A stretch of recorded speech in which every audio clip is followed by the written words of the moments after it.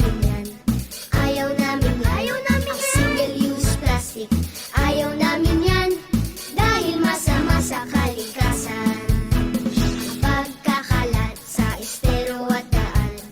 Ayaw namin yan. Ayaw namin yan. Ayaw namin yan. Pagkakalat sa estero at daan ay masama sa kalikasan. Batang bibo, ako yun, ng kalikasan. Ako din. Ay lagi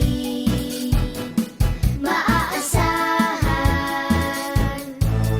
Batang bibo ako, ng kalikasan. Ay dapat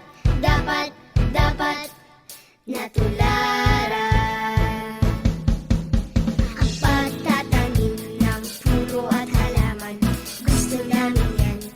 Gusto namin yan. Gusto namin yan. Ang pagtatanim ng puno at halaman ay maganda sa kalikasan.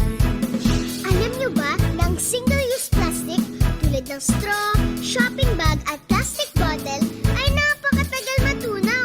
Matatanda na tayo, hindi pa rin sila nabubulok. Talaga? Naku po!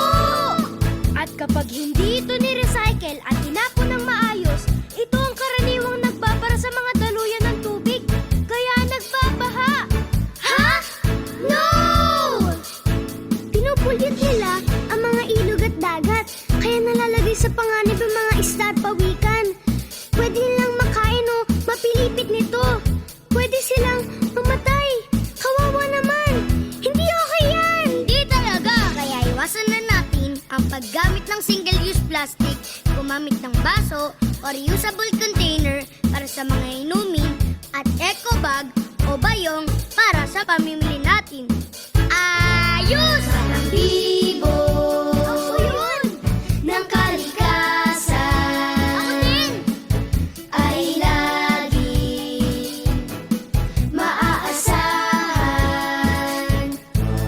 Batang bibo ako, ng kalikasan.